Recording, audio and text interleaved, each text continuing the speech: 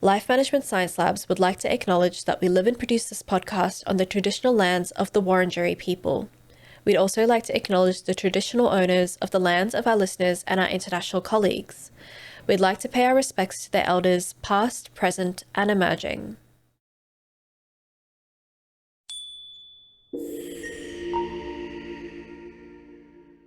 Hello and welcome to Reloscope, the Relationship Science Insights podcast produced by LMSL, the Life Management Science Labs.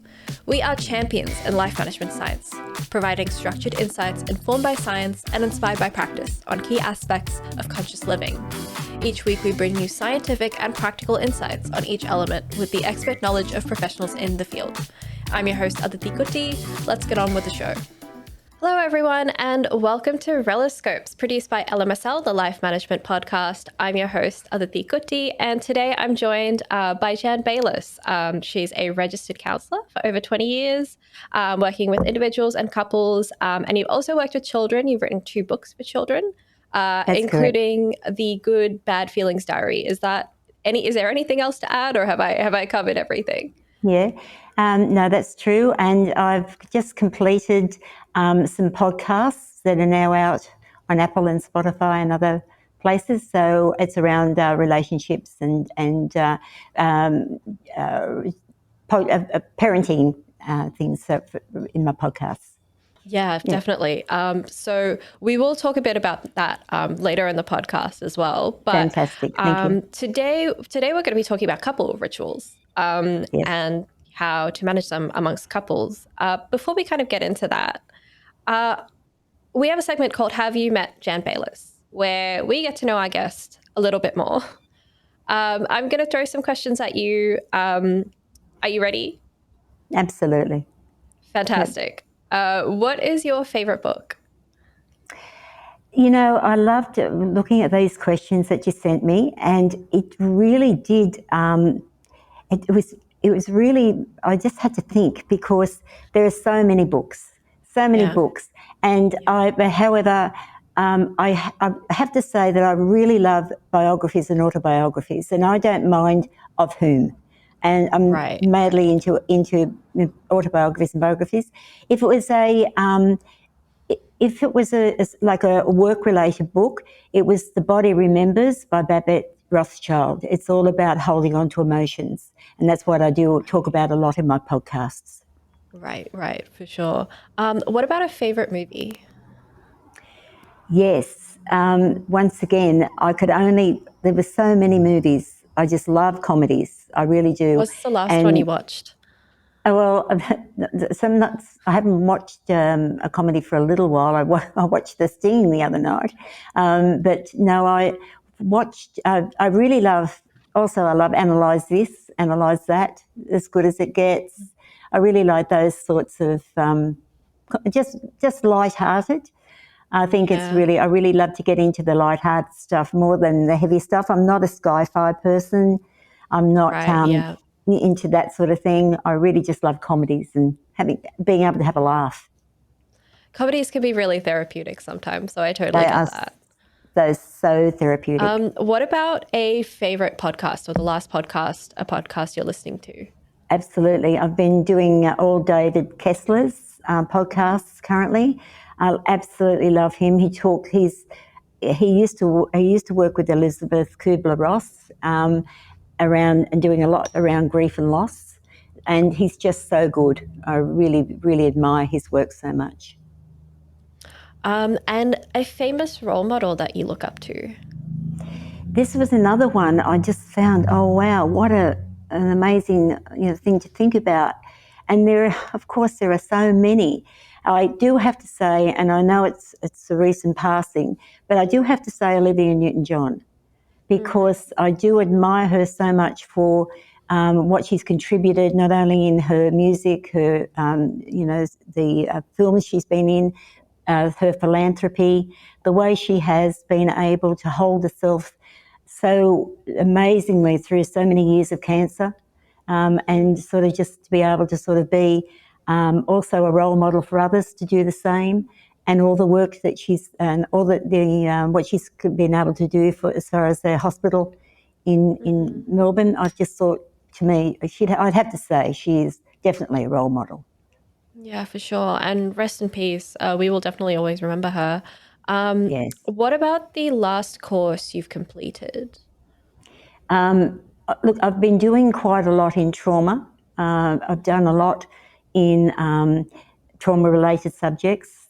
There's the things that I've just been doing. I've been doing quite a few online courses, and I've been doing one on internal family systems that I've really enjoyed. So that's something that I've really liked and put into my practice. So it's all about sort of working with the parts and working with the self. And I find that so beneficial in the counselling room and for my clients. Okay, for sure. That brings us to the end of our segment. We have gotten to know you, and now we can move on to talking about the meat of our episode, where I talk to you about couples rituals, and you kind of explain all of that to our viewers. I'm sure they're very curious.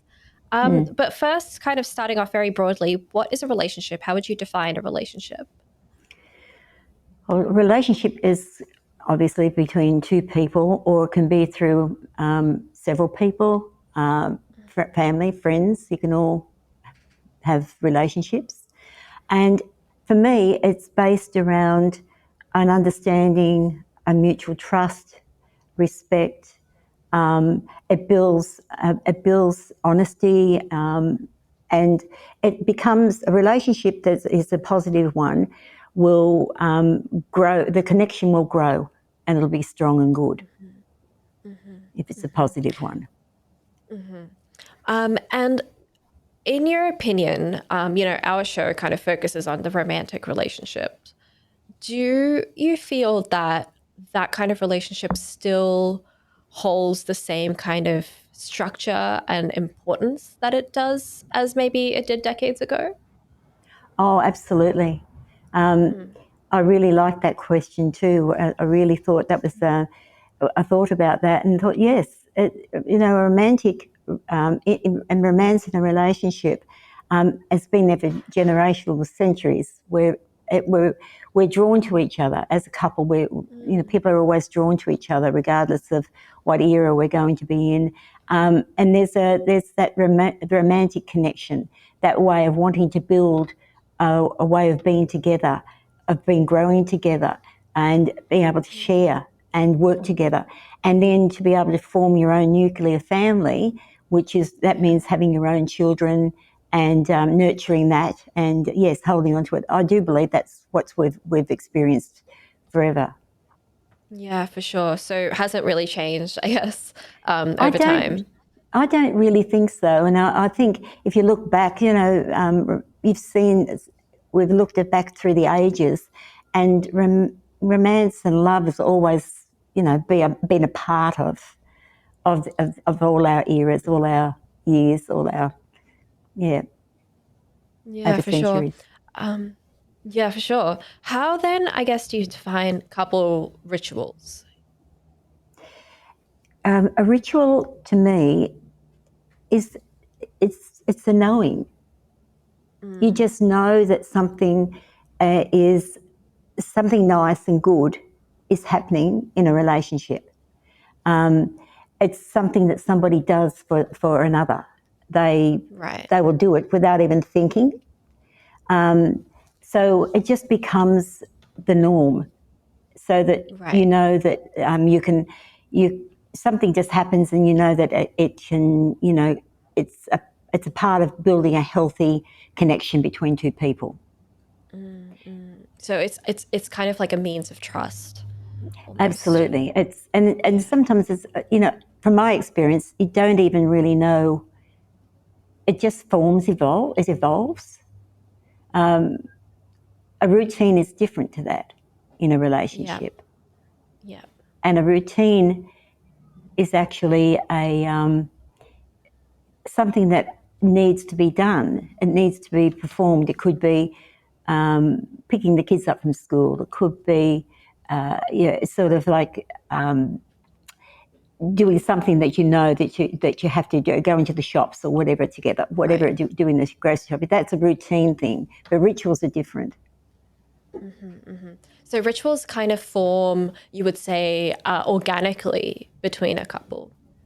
Yes, without even knowing. It just Right. because you've. And I can explain that probably a little bit more. I think from from my point of view as well later on. Yeah, for sure. I guess in that way, how do you feel that a couple ritual affects a relationship? It when it's organic, as you said, and growing, and there's just something that people know is going to happen. It enriches a relationship. It helps it to grow and to be stronger, and Right. and for people to be able to know that they can trust that and trust in themselves. And if that's in a positive relationship, a healthy relationship, that won't happen in an unhealthy relationship So would you where say that, sorry to interrupt, no would no you say that a ritual, sorry, only happens in positive relations, or is it possible to have an unhealthy ritual in a bad relationship? it I think what happens there is that if a relationship is healthy, then there's a knowing with the ritual. In an unhealthy relationship, certainly, I'm not saying that there wouldn't be. I'm not saying that it's not possible. However,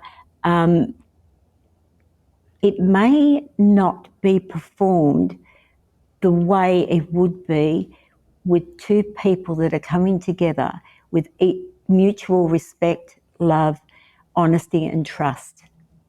Right. I wouldn't say that it's not going to happen. It just may not be able to be performed in a respectful. It may not always be performed in a respectful, trusting way. Right, right. Yeah, that totally makes sense. In that case, what is the standard for a good ritual? Is there a standard at all? Um, and once again, I think it's because we're sort of talking about what is important in a relationship, and a ritual uh, is something that is going to be a knowing in the fact that it could be something as simple as um, being able to know that you sit down to have a meal together at night. It sort of could be around that. You could sort of know that you're going to have a family conversation. Everybody's going to be, sharing and it becomes a sort of a ritual and knowing that's just evolving. And it could be also that the children are sort of starting to not even consciously think about that for when they had their own families. So that way they then decide, well, we all sat down to have dinner together when I was growing up. So it becomes like a ritual for their family, for them as well. So Right, yeah. it's just sort of something that's they can just evolve. It may, as I said, often rituals don't have words. They just don't have words. There is just a knowing, just as people are going through their everyday normal lives. It's just a knowing. I feel like people don't really think about this a lot, especially when it happens so naturally. So, for our listeners who might be listening in and they're in their own relationships, how do they know that they formed a ritual with their partner? Right. Well, if they've got, for example, they might sort of decide that coming home from work, it might have been a stressful day. So they might know that they can sit down, they might choose to sit down, and before they have a meal, maybe they might need to make sure the kids are okay to doing what they're doing, but they might be able to sit down and just have a chat about their day. And it can make that Right. feel as though it's a really a strong basis to know that, I'm so glad that we've got this time. We can sit down and have a drink, have a quick debrief for the day, and then we can get into actually getting the kids bathed or getting our dinner on the table, whatever. So it just sort of like, Right. Yeah. that's just one that I can sort of think of that can make it feel as though it's just something that you're going to look forward to. So something that you kind of like know your partner is going to share with you regardless. Absolutely. And also, Right. that doesn't mean that, it can always be good. It doesn't, it means that you know that you can trust enough in this process to know that your partner can listen to the bad part, maybe the bad parts as well, and just be able to know that you can trust in telling them that. And that's a big thing, Right. just Yeah, being able to know definitely. that, if I, and you know that you can trust that that partner's going to listen. They're not going to judge. They're not going to talk over the top of you. Yeah. They're going to just be able to share with you what's happening for you and maybe give you, if it's needed, support. Yeah, yeah, definitely. That makes sense. What I guess you've already talked about the differences between a ritual and routine, but you said you had a little bit more to say about that and how you would differentiate the two. Yes. I guess, see, for me, in my own relationship, it's nice to be able to know that I can rely on a ritual. And that my favourite part of the day is my husband bringing me a coffee in the morning, and before I get up, and Yeah. then I'm able to sort of do my readings, and which I like to do my meditation in the morning. And to me, that's really important because my day starts off in a way that I feel is he appreciates and honours me, knowing that I need to do that in the morning, or I want to do that in the morning, and he likes to share in that with me. Um, and then we have those routines that we have to do. We work together. We some couples might even like to, as far as like that, we all sort of work together, but the ritual could be exercising together, whereas the routine would be doing the gardening together or shopping Right, together. Or right, so right. that's the difference there. So If I've routines are answered kind of that like question, chores. Yeah, no, well, that makes sense. yeah, they can be. Um, it doesn't mean that they're unpleasant, you Oh, know. no, no, no, no, not at No, it all. doesn't mean.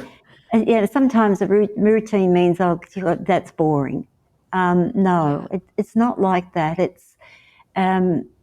still means you're together and you're sharing. And the healthier a relationship is, the more respect and trust you have in whatever you're doing. You know, you could be having a really not a very good day, and you know that you've got a routine that you've got to get through, which could be just going to the grocery shopping, but you don't feel like doing it, and you're feeling a bit stressed. Knowing that you've got the support to be able to sort of do that does make it easier. You know, knowing that you've got a good, open, honest relationship. Yeah, definitely. I guess what do you feel like what are potentially the disadvantages of having a ritual with each other? Are there any kind of situations in which it could potentially go south? And I know we touched on this in like negative relationships in particular, but I guess even Mm. within positive ones, are there kind of situations where perhaps it's not such a benefit? It is. Yes, I'd have to say that's what happens sometimes is that it can be something that has been formed in the relationship, and it is a knowing. However, what can happen is when a person is actually, if they are the one that is performing a ritual for another, they could be perhaps unwell. They could be not sharing that they have not been feeling well. And what can happen then is that the other person that is on the receiving end of whatever is occurring or normally occurs can be picking up on something that is not feeling right. You know, something's wrong, but the other person's not being able to communicate what's happening for them. And I think that way it can make a ritual feel uncomfortable. It won't feel right until there can be something that can be maybe rectified or talked through. It could be just having a bad day, and maybe the person is doing the ritual just because they have to, and they're feeling that way for that day. Doesn't mean that it'll always feel that way. So that could be, yes, a disadvantage to a ritual. How would you get around that? How would you, obviously you said, it might only just be for that day or perhaps that week, but they're having a bad week. How, Yeah. I guess, if you're dealing with someone who might not be as interested, how would you get around, how would you kind of get around that, or at least come to terms with what's happening? I think it would be more around being honest, and being open about feeling something different was happening, and having a respectful communication around being what was occurring for the person that was perhaps on the receiving end of the ritual normally, or whatever, or if perhaps it was just something, if they come home from work and they would usually had their sit down and chat, maybe that person said they don't feel like it. So it's about being able to communicate that openly and honestly, and saying, okay, I'm really here to hear what you have to say, because it seems as though something hasn't been really working for you right now, and I'd really love to be able to support you and just talk it through with you. And that person then may be feeling as though they can trust in being able to share what's been actually happening for them. So it's kind of almost like adjusting the same ritual a little bit, Yes. to help with whatever the partner's going through. I think it sort of still boils down to that thing around being truly knowing of what's occurring for you in your relationship. And as I said, if it's the one that's built around that mutual respect and trust, then it can be easier. It doesn't mean it always will be, because we're human beings. We're not perfect. We're not ever going to be perfect. And we're not always going to get it right. But it can be just that we give that other person an understanding and knowing that they can share, they can talk, we can sort of work through something, and that they know that they can trust. Right, definitely. What are the challenges in forming rituals? Do you find that perhaps some people are not able to form them for whatever reason? I know you said they grow organically, but I don't know whether, I think a ritual, people don't often know that they're having, it's a ritual. So people don't even know really that there's a name for it. So, and often, as I said, it's just something that evolves and happens for a couple. And I think what really in that is that sometimes when people, if it's if they're not if say they don't know this is happening, but they know that something nice happens for them at certain times together. They know that they've formed this, and without even really realising it's got a name. However, what can disrupt that is, say, for example, there could be issues in the relationship. There could be financial strain. There could be stresses. There could be health issues, and people don't really. They don't. Then the rituals may not occur. They may not happen. It may not be because there could be tension. There could be some tension that's occurring in the relationship at that particular time for whatever reason. Because we're not, as I said, we're not perfect. We don't think, it's very hard to think about having a perfect relationship. And I think if we can be, if that can be worked through, talked through, and then people can actually pick up where they left off. And if they're able to talk about it and sort of know that feeling more connected and able to sort of continue, the ritual will just happen again. And it'll happen with perhaps even more of a feeling as though they're wanting to do it. They're wanting to have that happen in their life, in their relationship, because it's just something that they're happy and gives them a feeling of peace and joy in their relationship. Do you, I guess, in the case of, tension in the relationship, maybe to the point where a ritual has actually broken down, do you feel like people should perhaps make an effort to form a new ritual? And I know you mentioned, rituals happen naturally, but is there perhaps a way that they can start a routine, for example, that eventually just becomes inherent to them? Would you see that relationship as fluid at all? Yes, I do. I could see that occurring. I think there does need to be an understanding of where each other's at any particular Right. point in time for it to be able to sort of be picked up or something new to happen.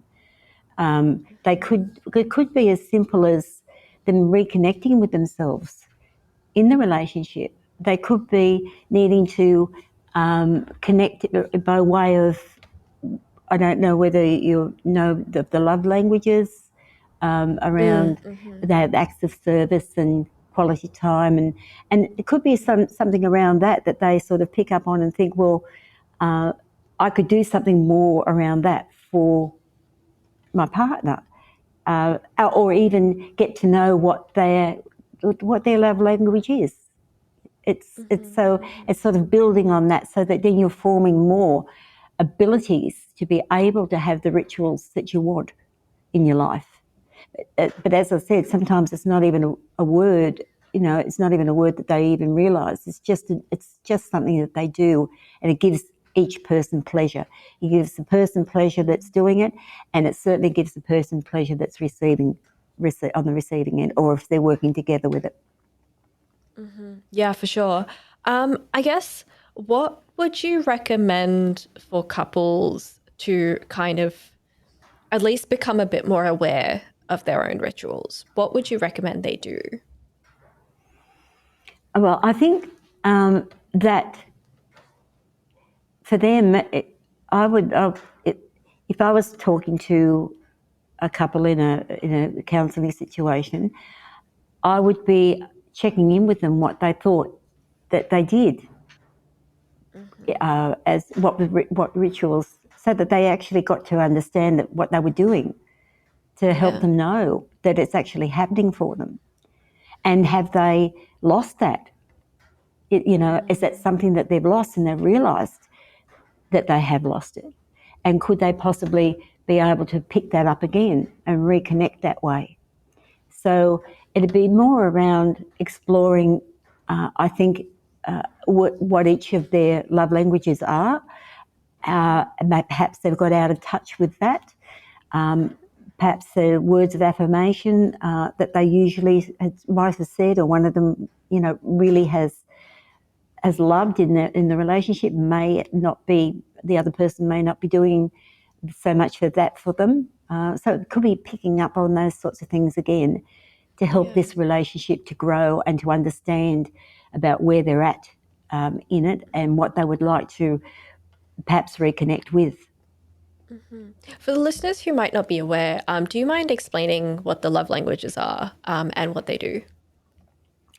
I think they're a wonderful way for couples to be able to understand that, and I work with parents too and children. It's really lovely to know what your children's love languages are, because it helps you to get you to know your children more fully. But the love languages was written by Dr. Gary Chapman, and it's around, there's 5 of them. There's quality time, words of affirmation, gifts, physical touch, and acts of service. So it's about asking a couple, what do you think your partner's love language is? And naming your love language.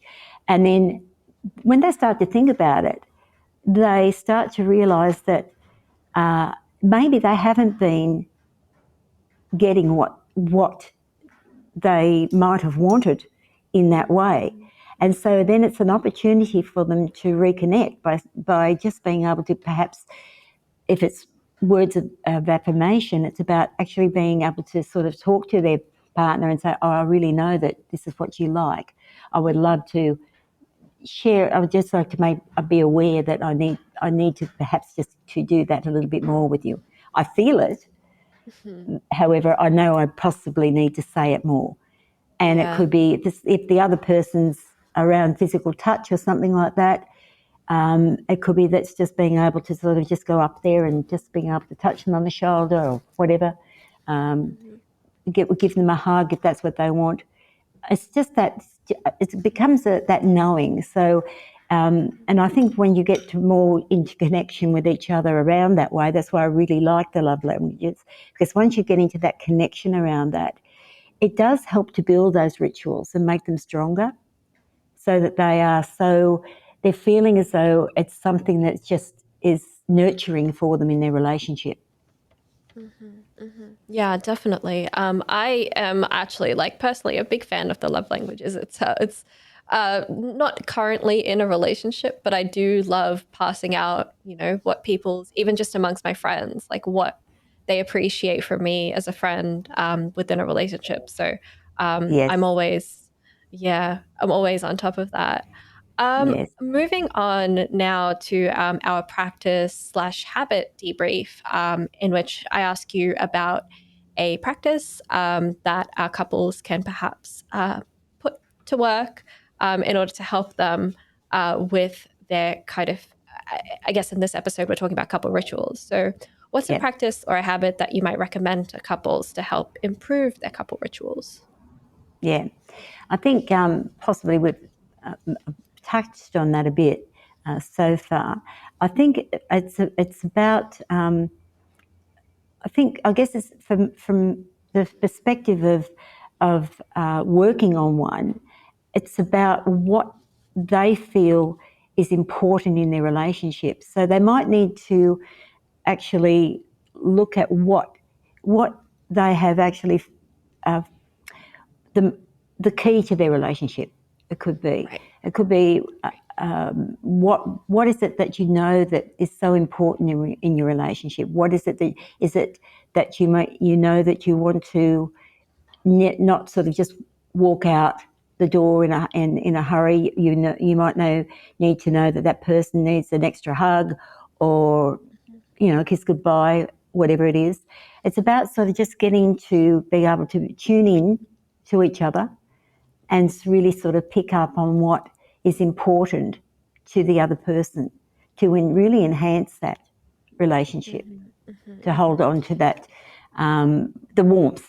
I really think, I think warmth is a word that is good for talking about relationships, because if you feel it, I know in particular when I'm feeling really in tune with my husband, I feel a warmth, a glow. And we've been married for a very long time. And it's sort of, certainly it's always, it's certainly had ups and downs, but I know the difference. I know that the feeling. And I think it's about just getting people to be able to tune into that. What's the feeling for this relationship? And I guess in order to get people to tune into that warmth, is there a particular practice or a particular tool or something that you might get people to ask themselves to kind of help identify that? Once again, I think for me, I do think it's sort of just that formula. I don't know whether there is, I'd have to say, because once again, I think it does come down to how you are together, how you're tuning in. And once again, that means the good and the bad. It doesn't mean that it means you're tuning in through the bad as well. as the good. So it's really is just yes, it's Right. So I think, you know, for example, you mentioned, using, I guess, love languages to help identify, their styles of affection, for example, what they might want out of a relationship. Is that, I guess, one way of helping to find that warmth, looking both into yourself and perhaps into your partner and understanding what you share together in the way they kind I of think combine? so. Yeah, I think so. And it is. I think it's a really good basis to work on and to strengthen a relationship. Just really tuning into what the other person what they're really feeling they want out of a relationship. And sometimes that means that a person has to be honest about this. Some people might hold back and think, well, my partner should know what I want, or should know how. I shouldn't have to. I shouldn't have to say it, or I shouldn't have to say. However, it's going to prolong a difficult situation, or it's going to prolong any healing if that is going to be the thought process, because it's more about being honest and open and saying, I would really love if I could have this, and a little bit more of this. I would really appreciate it if you could show me, that you care in this way, because this is where I feel I'm coming from. For sure. So I guess when it comes to, identifying your love language, I personally just did a quiz online. But is there perhaps a better way for people to identify their love language to really get to know it? I just feel, I know when I'm working with my couples, that I love to be able to talk about it, and especially if they haven't heard about the love languages. I love the way they start to think, and they reflect, and they think what they thinking about what they really like about. Perhaps it's words of affirmation, and they start to think, well, yes, that's what I really love. I'd love you to be able to tell me some other things about me that you really like, or I'd like you just to sort of say some things that make me feel a little bit brighter or a bit better. And maybe that person might say, oh, I never even thought about saying those things to you. And the other person might just be able to say, well, that's what I'd really love to hear. Or there could be an acts of service where they just want to do something for each other and acknowledge it and know that that was something special that they did for me. So it's really just about getting to know what each one is. And that's what I say. I love it in the counselling room when they all of a sudden go, oh, wow, yeah, I didn't really realise that. And then they can go home and practice that. And I think, and as I do often might give them the love languages book to take home and read, so they get more familiar with what it's all about, how it works, because this is not going to happen overnight. It doesn't just automatically happen, but it's about acknowledging if somebody says, oh, I really appreciate that you thought about giving me more words of affirmation. I really appreciated that, or I really so thankful that you did that for me. I really liked it. So it's about acknowledging each other. I think that's a big key thing in a relationship, that you acknowledge that acts of service or the words of affirmation or whatever, and that grows. And then rituals come from that. Beautiful rituals come from that, because they feel connected.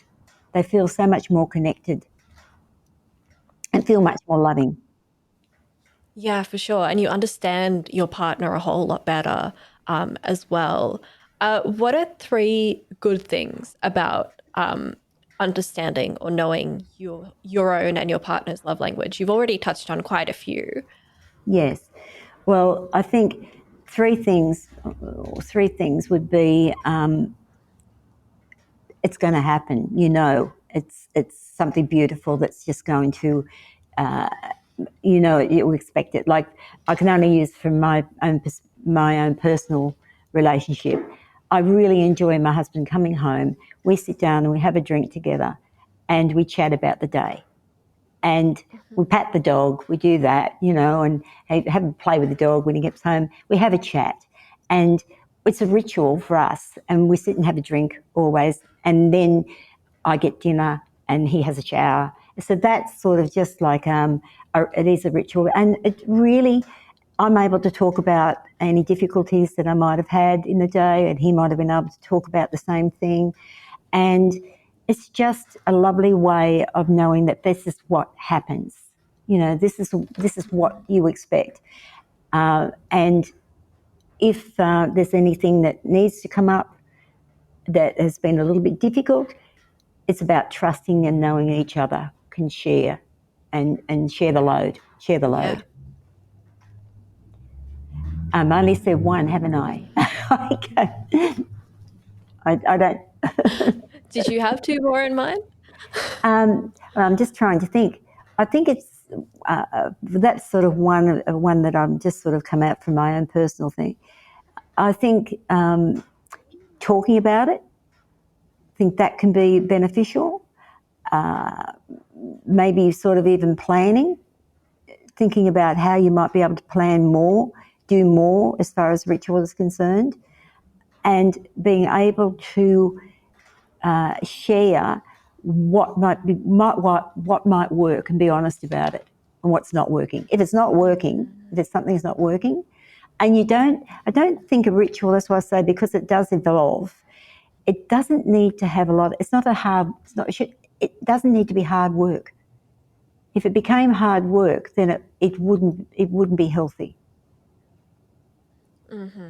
It needs to be it has to be an understanding that it's something that you both enjoy and you really sort of like to do together. And it's totally different. It's totally different to a routine, because a routine can become a chore. Mm-hmm. Mm-hmm. Are there any challenges with, I guess, like this? So is it possible perhaps maybe to have love languages that clash completely and just don't work out? Is that even a thing? Does that happen at all? Somebody's forcing it, yes. Right. It could be one person's agenda and thinking that this is going to work for our relationship. Mm-hmm. And the other person might think, hang on a minute, and that could still have something to do with their own being and then perhaps their own way of thinking about things. Like, for example, I think we were going to talk about the love languages, weren't we, though? I was going to sort of bring that in, but it could be that somebody might want to be, it could be that I'll give you a hug when I get home from work, and the other person might think, well, I don't really want that hug every night that you get home from work. I just want to sit down and be having a chat, and then so it can have that if it's forced in any way.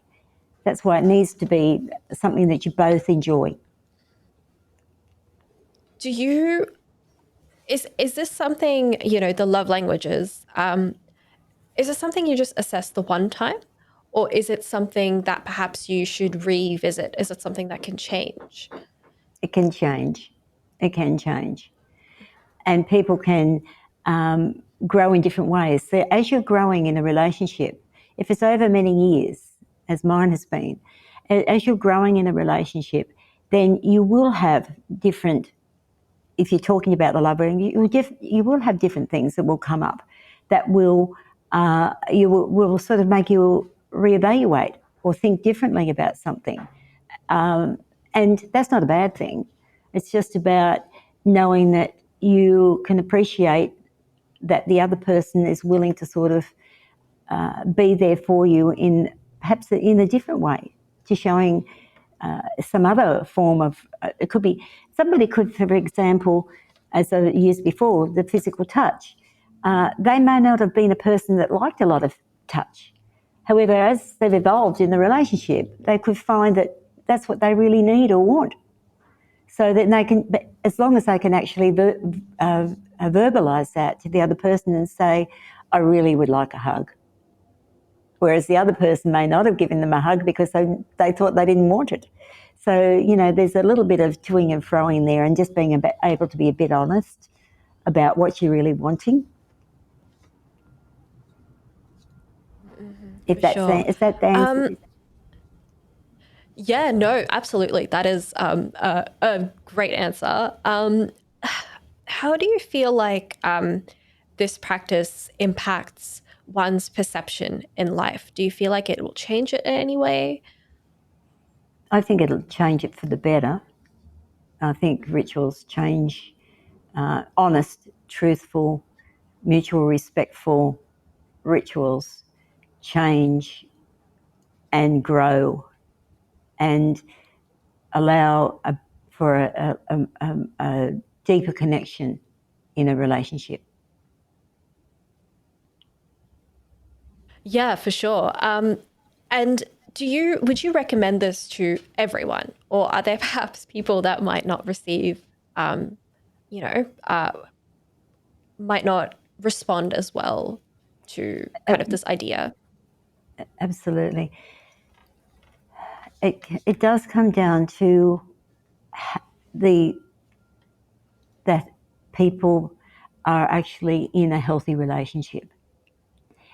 If a relationship is not healthy, if there's power over another person, if it's not equal, then it's very, very hard for honest, caring rituals to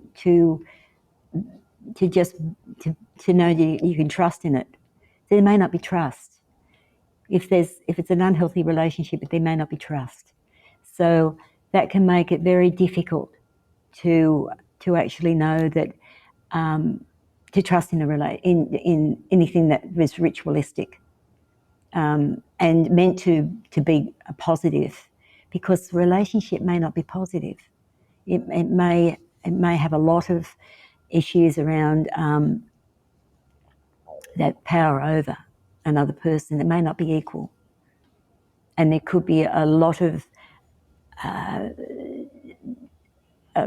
ways another person may be using that, and it could become quite difficult for anything to be based around something as which meant to be sort of a healthy, normal thing to happen in the way that you could trust. That I do really like that answer, actually, and that you know, not everyone is in a positive relationship, so perhaps communicating in such a way might not actually be beneficial to them. No. Out of sheer curiosity, Mm. what is your love language or combination of love languages? It's funny. I was thinking about that. I think, look, think I'm three. Physical touch, love, words of affirmation, and really quality time. You know, I really love that, and and I feel it. I can feel it when it's happening for me. I really feel it, and I know that's sort of. I do think when I think about it with my husband, I think we're much the same, and I know, but I think that's evolved. I don't think it really was the way it was when we were first married or anything like that. But I definitely think it's definitely evolved that way over time, and that's why I like the fact that you can have one, and at one particular time, and then you can actually know that something else might be stepping in, and you're thinking more around another one as well. You know, it's really great. So it's I just really like nice that. happening. I guess that kind of. Sorry, good to go on. No, that's fine. I think I'm finished. That's all good. So, moving on, I guess, from the practice question, we do have a bunch of questions that our audience has sent in Oh, good. for you to answer. I'm going to pick a few to give you, and some of them are really interesting. I guess the first question is it a red flag if the ritual you have doesn't actually mean that much to your partner? Yes. Well, if somebody, that's what I see, if somebody's decided that this is what I want to do, and the other person might think, hang on a minute, that's not what I feel is right for me. There's an expectation then that this is how it should be, and that's not how they work. Because it's a normal, it evolves out of a knowing that this is safe and good for two people. However, if one sort of, yes, red flags definitely. If one decides that this is what they want and this is going to be how they're going to do it, yeah, big red flag. Right, yeah. Another question. Is it natural for a ritual to dwindle over time? And if so, does that mean the relationship is dying? Yes, rituals can definitely dwindle over time. And I wouldn't say it actually means that the relationship is dying. It could mean that it could be that then they've lost their connection, and if there's enough love in the relationship for them to reconsider what that connection is and how they want to get it back, then it's possible for it to be for that reconnection to happen, and then the ritual can be continued. So it's just about maybe just checking in, and sometimes don't forget people get so busy in their lives that that they can sort of get out of step, especially if they've got children, they're raising children, and so their rituals that they might have really enjoyed and got a lot of happiness out of, the other things might have routines might have stepped in the way, got in the way of it. It's just about checking in with the relationship where it's at to see whether the ritual can be reformed, the reconnection happen again. Does celebrating a birthday or an anniversary count as a ritual, and is that too infrequent? Look, I think, and that was something I was going to say way back, and I forgot to. Yes, a ritual can be a birthday, a celebration. It could be like for the fact that a family or people know that they're going to be at a certain person's family member's place for a birthday. This is where we have to celebrate birthdays. The parks where we celebrate birthdays, the beaches where we celebrate birthdays. That definitely becomes like a ritual because everybody knows. It's just a knowing, and everybody's happy to do it. If somebody doesn't like doing it, well, then that's sort of steps in, and that's a different situation. But and also there can be spiritual rituals too, like people can maybe meet up. They might just meet up at church for Christmas Eve, or they could do Easter together at somebody's place. And then it's a knowing. It's not routine. It's something that's evolved and developed, and people enjoy it. And so, yes, definitely, birthdays and things like that can be celebrations, anniversaries, whatever it is. I'm sure that's good news for the listener. This is a question that ties into something you mentioned earlier about, your family's rituals or your parents' rituals passing down onto you or onto your children. How do you share the importance of your family's rituals with your partner? It's family's rituals. It's interesting because, like I mentioned, the fact that children can, be couples and families can have dinner together, and then the children grow up and they decide that they want to follow that ritual that they had as for family dinners, everybody to eat together. Their partner may not have had that. Their partner the family may not have eaten together. Yeah. So it could be that they need to talk about what is right for their family, because two people come together and they come from different ways of being, different families of origin. So it's about when you're forming that nuclear family, which is you're forming two people and having children, then it's about thinking about what is important for you. Yes, you've got all your family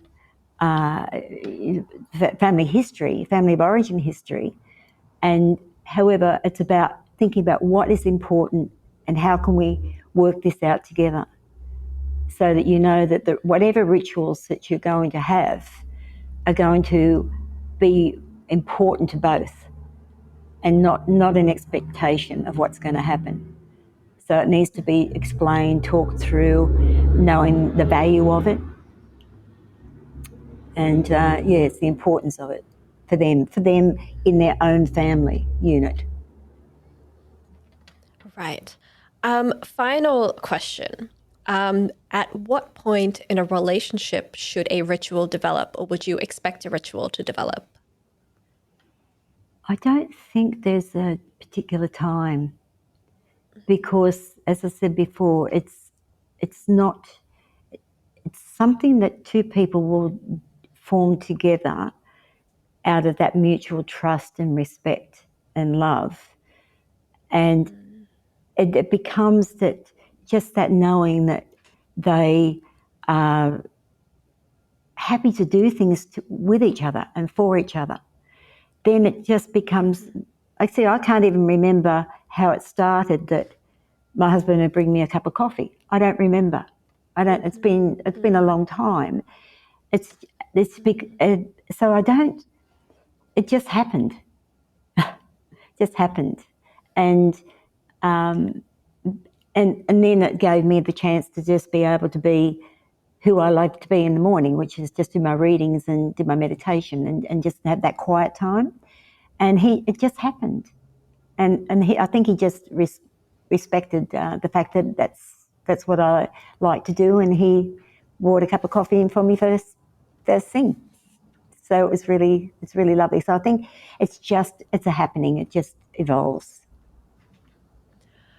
No particular Personal time. follow-up. Right, right. Personal follow-up question from that. Is it only with couples who live with each other, or can it be with couples who perhaps don't live with each other yet? Oh, I think definitely it can be. Definitely, couples who don't live together can actually have their rituals, because it could be that they meet after work before they go to each other's, to their places, or it could be that there's a time that they know each day that they'll phone each other. It can, all sorts of things. They can develop their own. But once again, it may not be that they know that they're doing a ritual.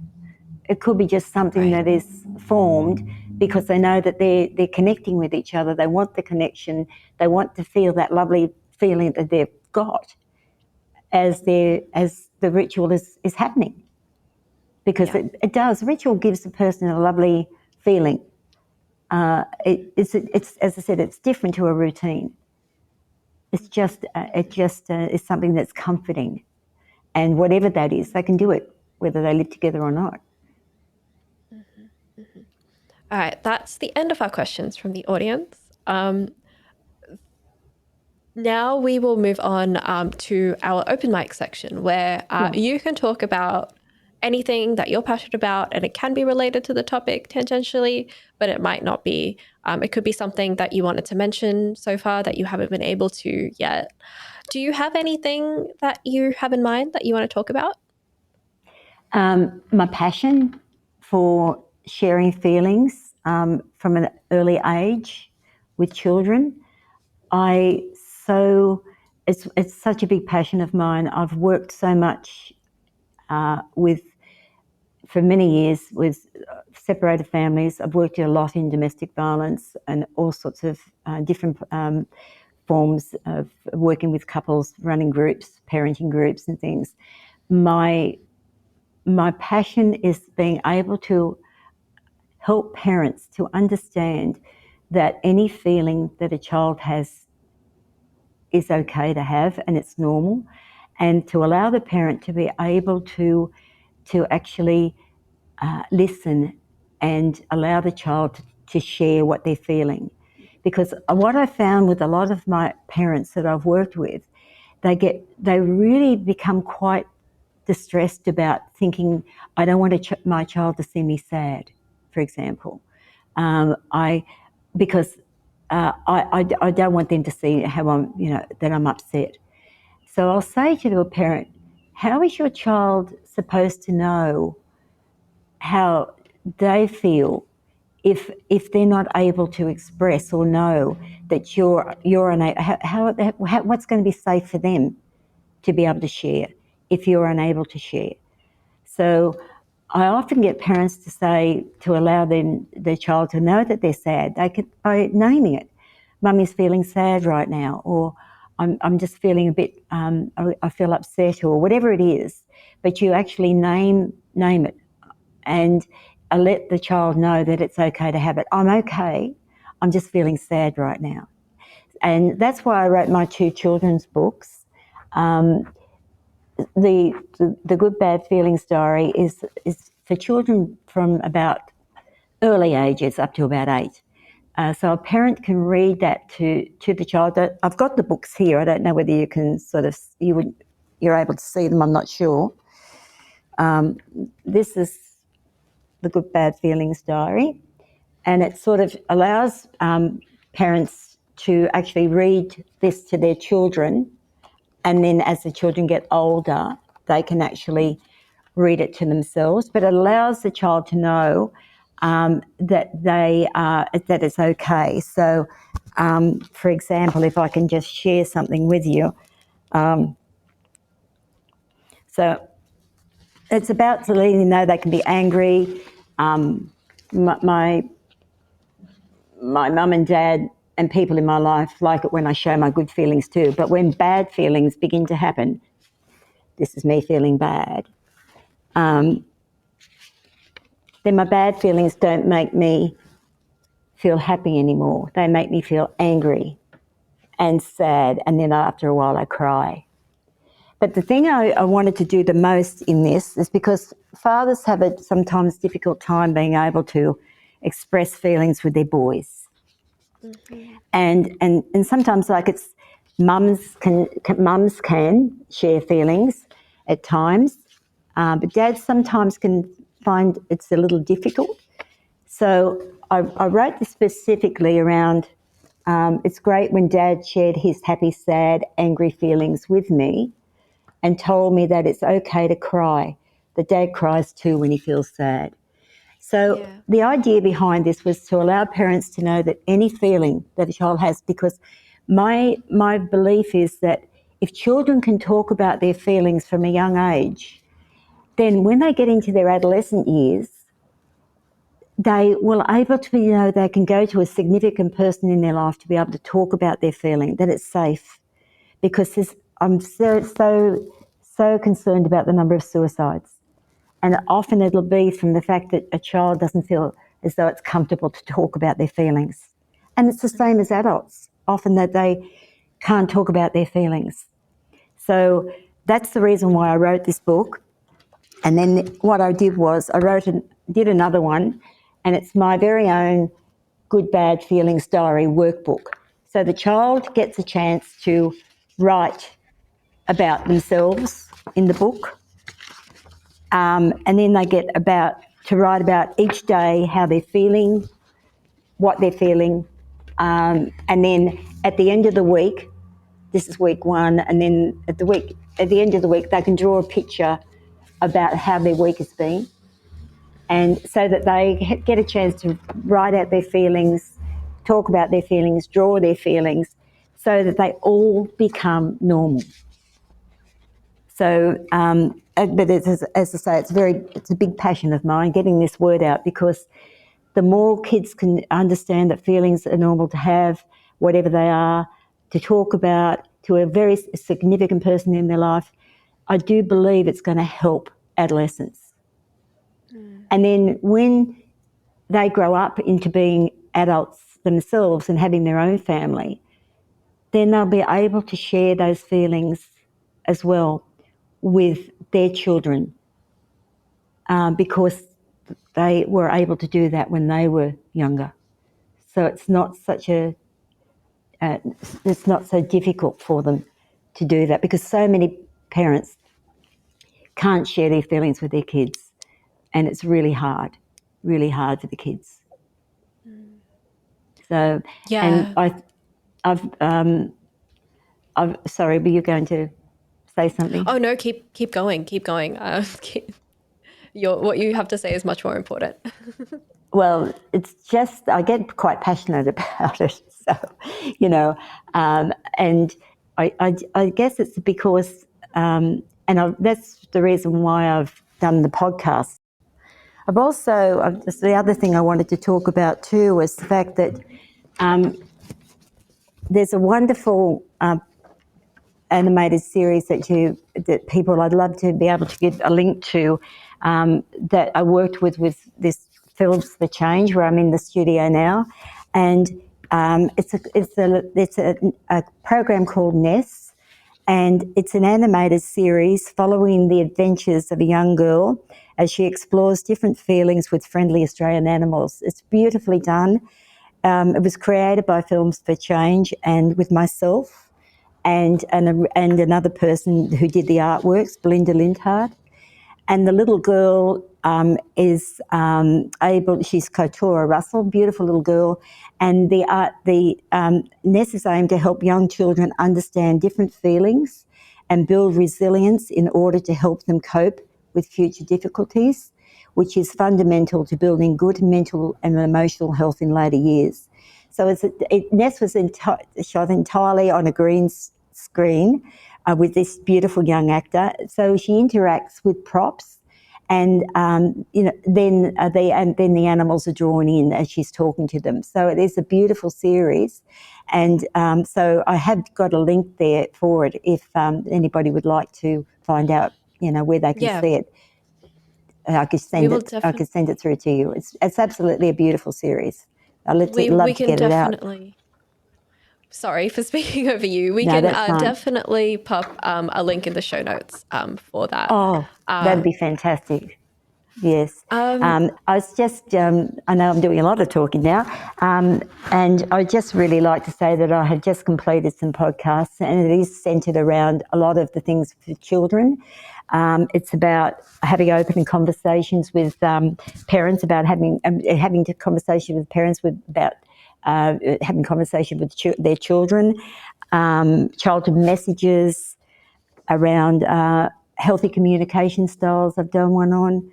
And with feelings of not being good enough, self-forgiveness, and around grief and loss. I've been doing some, so they've just come out on Spotify, and I've been doing some meditations as well. So I've been a bit busy.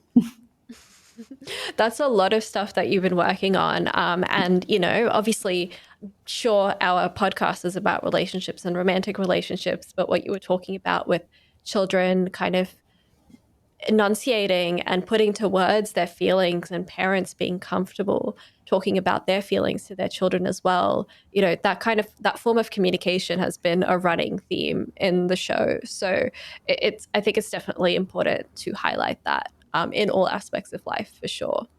Yes, I think it totally is, and it's too devastating to hear about the losses of life. It's way too devastating, and anything anybody can do to actually be able to encourage that open communication from a very, very early age, it's going to be so beneficial for children as they go into adolescence and adult years.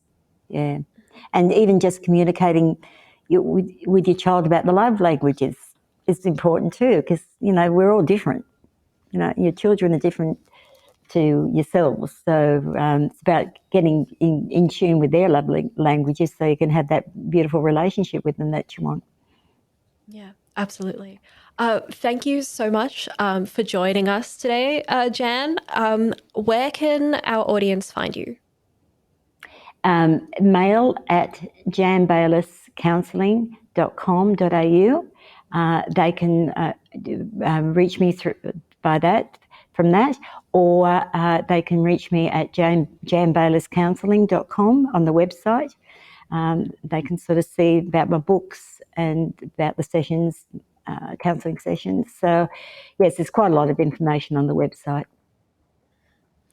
Yeah, for sure. Thank you so much for joining. I've had such a great time chatting with you. Thank you so much, Aditi. It's been wonderful to be a part of it. Thank you. You've been listening to Reloscope, the Relationship Science Insights podcast produced by LMSL, the Life Management Science Labs.